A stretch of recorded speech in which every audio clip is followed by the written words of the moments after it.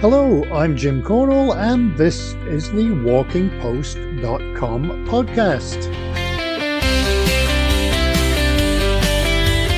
Walkingpost.com is the news website dedicated to walking, with all the latest on gear, books, health, trails, festivals, events, fitness, and more. This podcast is number 37 and it's going out on December the 5th. Scarily close to Christmas here in the UK, and the panic buying has begun, and the weather is still wet. I went to an event on Wednesday and had to decide between bus or train.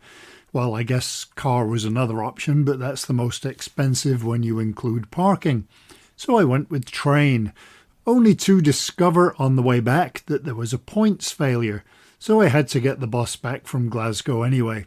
Which now also means claiming for the train ticket. Nothing straightforward these days. Let's take a quick look at December the 5th. It's International Volunteer Day, it's Blue Jeans Day, and it's Communicate with Your Kids Day. I'd be happy to if someone could tell them that it's Communicate with Your Parents Day as well. I'm sure that a lot of people can relate to, how was school? Fine. Anything interesting? No. And it's Father's Day as well. Well, it is in Thailand. It's the day that the first bit of the motorway opened in the UK, and no doubt 2 days later it was closed for roadworks. It's also the birthday of General Custer and Little Richard. Last time we had a conversation about a book being published in January through Brat Guides, one of the slow travel series, and it's one about the Isle of Man, and it's written by Emma Craig. This week we have a conversation with another author, Linda Åkeson McGurk. And we do cover her two books, but we also chatted about getting outdoors and walking in Sweden, which probably has the best right to roam legislation out there, even more so than here in Scotland. But before we do get going, if you have news, guest ideas, or even subjects to cover, or comments, or if you want to advertise, please do get in touch via walkingpost.com or just email me at jim@walkingpost.com.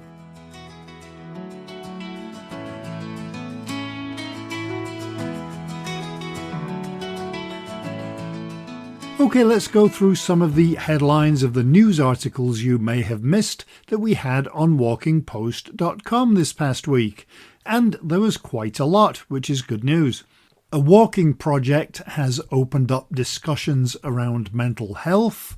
In some countries, not the UK sadly, all trails can be used now in ChatGPT, and 62,000 acres of South Carolina forest, including trails, has been protected. Aurora has added to its heated down jackets collection. Salt Lake County in Utah is boosting its Bonneville Shoreline Trail. And in the UK, national parks are unlocking access to health and nature through active travel. The King Charles III Cedar Trail in Lebanon has been inaugurated, and Joma, or Joma if you're in Spain where the brand is from, has launched its Our Trail Nature rain jacket. The Canadian government and Thunder Bay in Ontario have bridged the city's trail network with bridges, and tickets are now available for Euro Rando 2026. And you can read all of these and more at walkingpost.com. Alright, let's get to this week's conversation. I saw not too long ago that there were discussions taking place about whether or not to charge hikers on a very popular trail in Italy. And because of that, I was in two minds. Is it a good thing because it keeps things manageable and it helps with protection of the land? Or is it a bad thing? In Scotland, we do have the right to roam, although in some parts of the country you'd think that that didn't exist.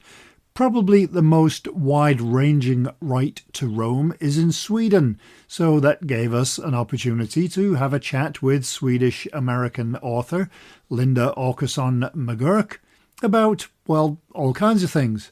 The outdoors, her books, the right to roam, and charging for access to walk.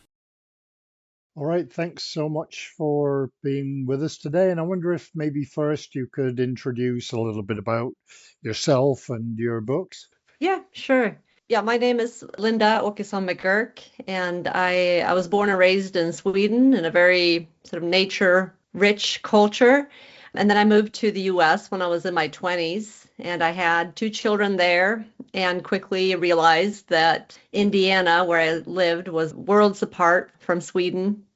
And I noticed that people were mostly inside and didn't really connect with nature the way I was raised. And that sort of inspired me to get on a journey to get more people outside. So that's been my mission for the past 15 years, is to educate, engage, and inspire people to get outside and connect with nature. Both my books are about, the first one about there's no such thing as bad weather is it's a parenting memoir about getting kids outdoors to play. And the second one, The Open Air Life, is about the Nordic philosophy of friluftsliv, or the habit to connect with nature in everyday life. And after living in the US for 15 years, I moved back to Sweden in 2018, and I live here now with my children and my husband. And I continue on this journey to get people outside. The concept that we have in Scotland, I think, is taken from Scandinavia, the right to roam. How do you think that affects people going out into the wilds? I think Sweden has the most extensive right to roam legislation in the world, actually, followed by Norway and then maybe Finland. And I'm not sure, but I know Scotland, like you said, has it too. I'm not sure how it compares. But so having grown up with that, I do think that it really I think it's been an important factor in my life for connecting with nature and other people's as well. I think it's definitely really ingrained in our culture and makes us, I think, seek out nature closer to home because it's so easy to access. I mean, you can hike and walk anywhere pretty much, whether it's private or privately owned land or publicly owned land. It doesn't really matter whose name is on the property deed. You can go anywhere, and you can also pitch a tent as long as it's out of view of a person's home. Then you can stay for a couple of nights without asking permission. In Sweden, you're also allowed to have a small campfire. In Norway, it's a little different. It's restricted during half the year. And I think it helps, having these everyday experiences and also growing up being educated about it. It's something that is taught in preschool here. It's like, okay, we have this right to roam, but it also comes with a set of responsibilities. So we don't litter, we don't make noise, we don't disturb wildlife, and things like that. We get that. It's in our mother's milk almost. Even the youngest children know that. So I think that's really special, and it gives you a unique way to connect with nature. And I didn't even realize how unique it was until I moved to the US, and I realized it was completely different there. I was shocked to, for a while I lived in Montana, and we lived right next to a national forest, but I couldn't just get there easily. Like, I had to ask the neighbor permission to cross their land to get to the forest. And at one point, I accidentally ended up on a private road, and I was apprehended by a person who was like really got really mad at me for being on their road. And in Sweden, like you can walk, like I said, you can walk anywhere. It made me scared almost to go certain places because I was worried I was going to end up on private land and, unwittingly do make somebody mad and break the rules. So I think it is more difficult in a way, in other countries where you don't have the right to roam. And I think, unfortunately, the U.S. Constitution makes it hard to implement anything similar because you'd have to compensate the landowners, and it would get very expensive. But then again, they do have their national park system instead, and there is a lot of public land in the U.S., but it's just not as accessible in everyday life. So you have to find ways around it and connect with nature in local parks, for example. I mean, a lot of people live in cities now, so there's that. But I definitely came to appreciate the right to roam more after living abroad for 15 years. Yeah. Do you think that plays a part in, I mean, you were talking about your philosophy of trying to get more people outside. Do you think that that ease makes it the reason why? I mean, just when I was walking the Goterleden a couple of stages, I was just taken aback at the number of people using the exercise equipment that's along the routes and that were playing the games that they've put in the forest. It was remarkable. But do you think that Mm. that's because of that ease that people don't have to seek it out? Yeah, I think so. And I think we're also very much raised with the notion that you go outside every day, regardless. I mean, we have that saying, there's no such thing as bad weather, only bad clothes. And we know it's instilled in us from childhood. I mean, even babies nap outside all year round, and doctors recommend it. Preschool teachers take the kids outside for hours every day. And so we get into the habit early. And I think that's really important to start early because then as you get into the teen years, you might drift away from nature for a few years, but then nature is always a place for you to come back to. And I think most people do. As you get into adulthood, you know that nature is always there for you in good times and in hard times. And I think a lot of Swedish people or Nordic people, we recognize that being in nature has so many benefits. You know, it's good for the body, it's good for the soul. We lean on nature in times of crisis, even. People who get a cancer diagnosis or lose a child, studies showed they turn to nature just as much as they turn to therapy, actually. So you could say it's a form of therapy, but honestly, I think it's just a way to come back to our origins because we have evolved in nature for millennia. So, you know, to me, it's not strange that people go out and turn to nature in their everyday life. It's part of our wiring and also the culture, of course, that we've been told over and over throughout childhood that it's good for us. That freedom to roam anywhere that exists in very few, unfortunately, countries, there's kind of a freedom of that involves not having to pay for it. Do you think that, I mean, you go to the US and you've got to pay to get into a lot of parks, and do you think that that is a deterrent as well?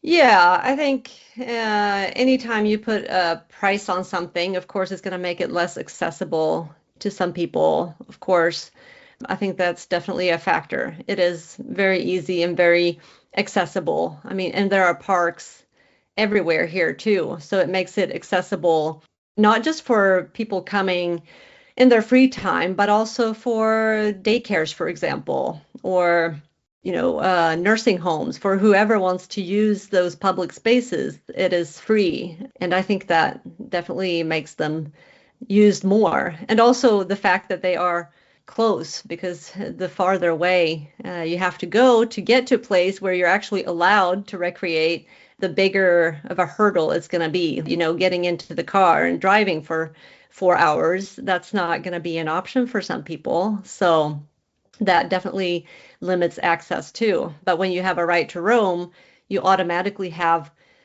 more areas that can be used. So people also spread out more. You don't have everybody going to that one park where you're allowed to go.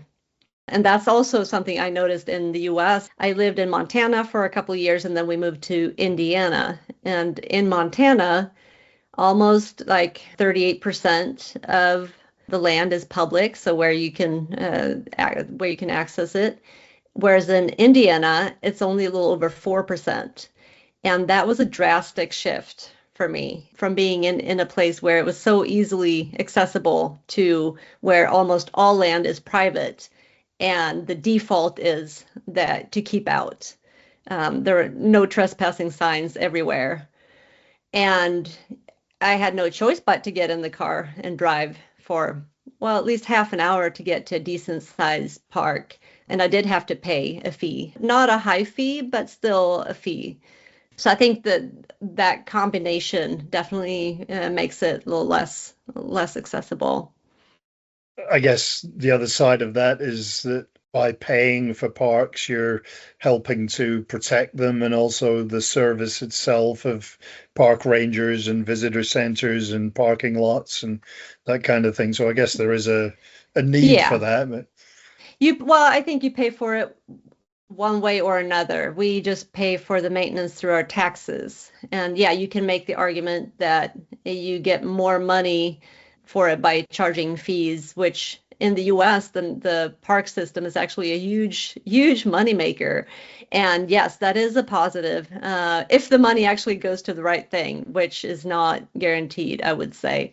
I mean, we've seen recently there have been huge cuts in personnel and so on. So even though the park system in the US is actually making money, but yeah, it gives you more opportunities to build big facilities and make bigger investments, of course. for sure. And what do you think about, we all the time now we're reading about places in Italy that are charging people to hike, and it's not just Italy, but more places are starting to say, well, we don't want the number of tourists that we're getting. How do you balance that? Yeah, so of course my default as a as a person who spent years encouraging people to get outside, I also recognize that there are places that are being loved to death. And I think there are places where some regulation is necessary, but I think there are different ways to go about it. I mean, yes, you can charge fees or you can restrict it by numbers and do like either first come, first serve, where you have to pre-book, or you can do like a lottery, which is the case in some places in the US. But I think if you are going to restrict it, and this may be an unpopular opinion, but I think that nature should be local and regionally based first, so that I think if you're going to charge the international visitors or whoever, I think ideally I would see it a system based on like the distance traveled or something like that. So the farther you've traveled, the more you pay. I think because if you've already paid for that trip to come over, then I think you can also, I don't think it's unreasonable that you also contribute to the maintenance and the longevity of that nature area and support that. I do think that our most important way to connect with nature is in our everyday life. So I do think it's crucial to the people who actually live in the area that they feel that it's sustainable to them because they live there. They don't just fly in and stay for a week. They are the ones who have to live with the consequences of over tourism. And yes, I mean, in some places, having an increase in visitors have also brought wonderful things in terms of economic development in areas that have been economically depressed, and that can be a positive, but it is about balance. And I could take, for example, Trolltunga in Norway, which is this rock formation that sort of sticks out like a tongue. It means troll's tongue in Norwegian. I write about it in my second book, how they went from just like under 1,000 visitors before Instagram launched some 15 years ago. And then today they are at 100,000 visitors per year almost. And they had a lot of growing pains in the beginning because it happened very fast. It happened over just, I mean, maybe not overnight, but from almost from one year to another, where influencers were posting pictures from this iconic cliff, and hundreds of thousands, if not millions of people were started to see them and started to flock to this place in Norway. And there was a lot of controversy in the beginning, especially, going back and reading articles from that time where the Norwegian Outdoor Association, they were pushing for fees because they felt like, this place is getting overrun, it's out of control, all these tourists are coming, they're littering, there's a queue, like you have to stand and wait for like an hour and a half to get your picture taken. So they were actually pushing for fees, and that's pretty remarkable in a country with the right to roam too. But they just didn't feel like it was sustainable. But today, I think what they've done is they took a path of education instead. So now there is this big website with information, and they are like really trying to make sure that people are prepared when they come, that they dress right, because that's another thing they noticed. People were just hiking up there in shorts and t-shirt. This is a mountain area. I mean, this is wild nature, and people weren't prepared for it. So they are really trying to educate people so that they are prepared when they get there. They encourage people to go with guides.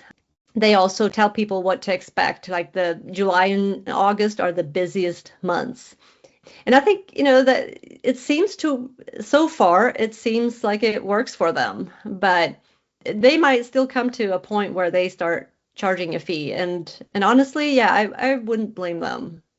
You wonder if that makes any difference, and especially when you consider the ecological dangers of having so many people. I know there's always a big discussion here in the UK and in other countries of should you pave a path so that people stick to it rather than have them just go all over the place and damage sensitive ecology.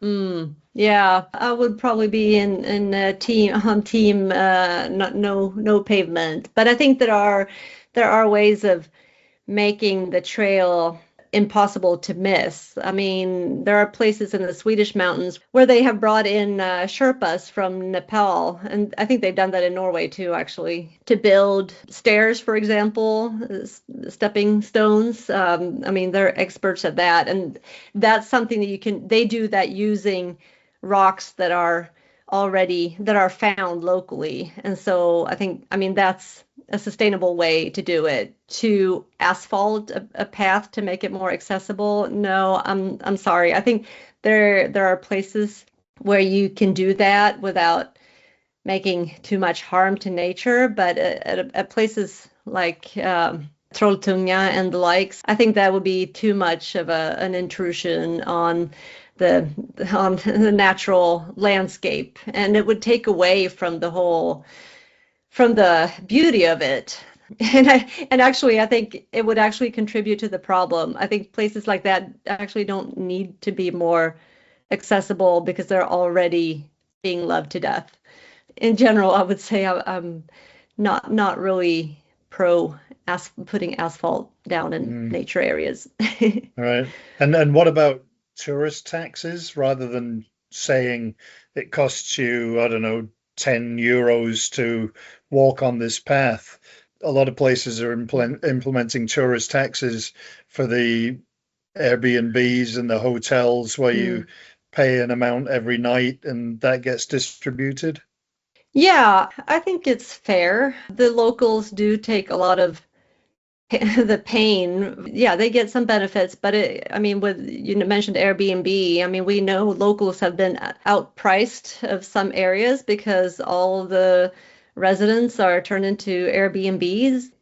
Yeah, I do think it's fair that tourists pay their fair share to ensure that they can have a sustainable development locally. But like I said earlier, though, I do think it's also important then that the local community has a say in how that money is distributed and spent so that it is to the betterment of the community and that they actually get something out of it so it doesn't just end up in an anonymous slush fund somewhere, but the money is actually used to improve conditions where it's needed.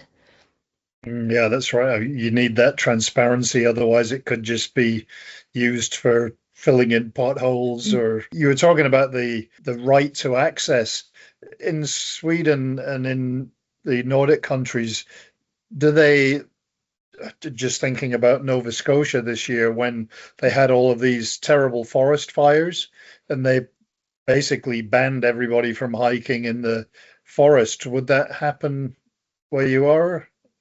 Not that I've seen, but it makes sense because the biggest risk factor for wildfires is, of course, humans. I mean, that is the most common way forest fires get started, is because of a stray ember from a campfire, or somebody accidentally or purposely lights the place on fire.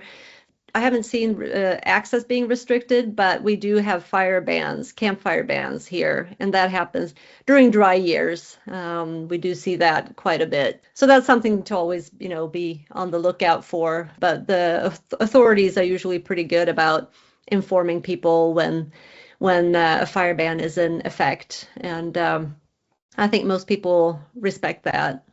Like I said, I think it runs deep in our veins. We see ourselves as a nature-connected people, and I think that's really important, that it becomes part of your identity, because you really have to be out there and connect with nature in order to develop an affinity towards nature, and that affinity, that's what's going to push you to protect nature as well, whether it's by following campfire bans or by making pro-environmental choices in your everyday life. I think it all starts with that connection. So that's like the very foundation. And then environmental education in early childhood, when you get that in there too, that's the combination that you need. You need to have the emotional attachment, and then you also need the educational part. And where those two meet, I think there can be some beautiful synergies, and you have people who are, I think, more likely to act in a pro-environmental way.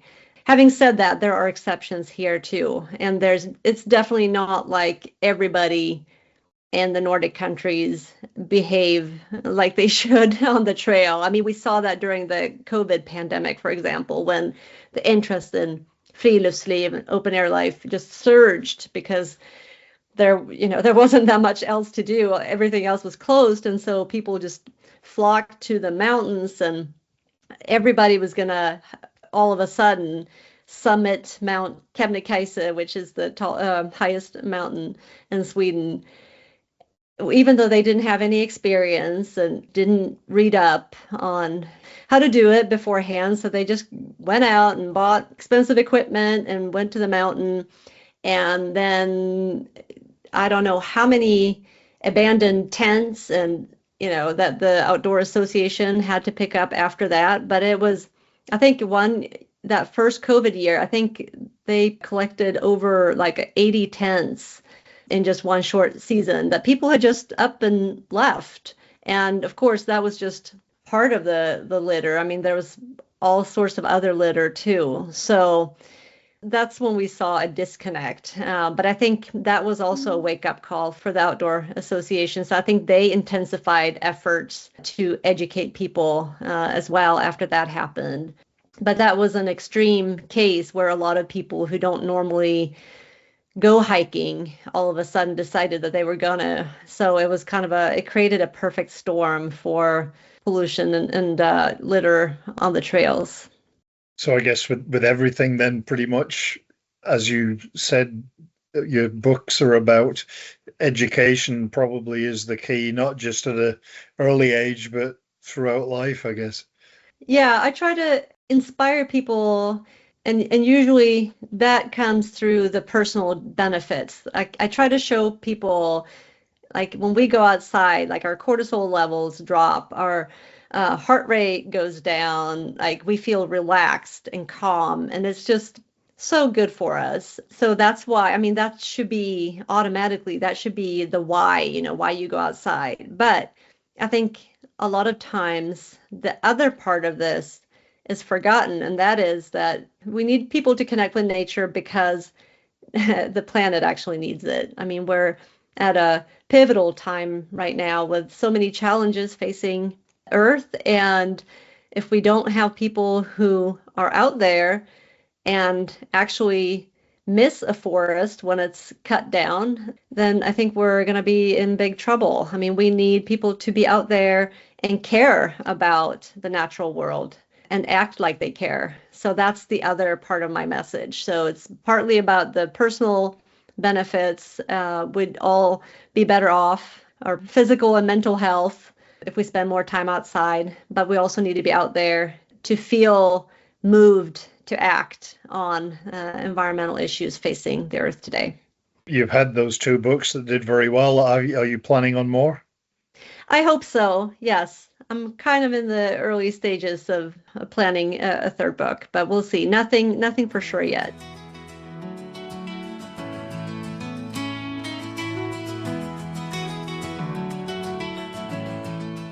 So another enjoyable conversation there.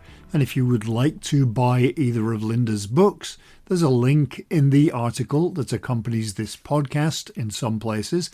And you could also just do a Google or Amazon search for Linda McGurk. Or you could do a search for one of her books, which are called There's No Such Thing as Bad Weather and The Open Air Life.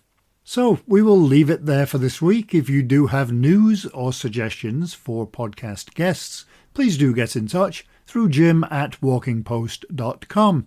And as I always mention, I am always looking for guests, whether it's about a new trail, new equipment, a new book, or someone who has done an amazing walk somewhere. Not really much on the agenda this weekend other than avoiding the rain and maybe learning how to use our new video camera, and probably a bit of work too. So I hope you enjoyed this week's walkingpost.com podcast, and I hope you have a great week, hopefully with a walk somewhere, remembering there's no such thing as bad weather, as Linda told us. So until next time, happy trails! Walking Post from walkingpost.com is an Air Coastal Media Limited production.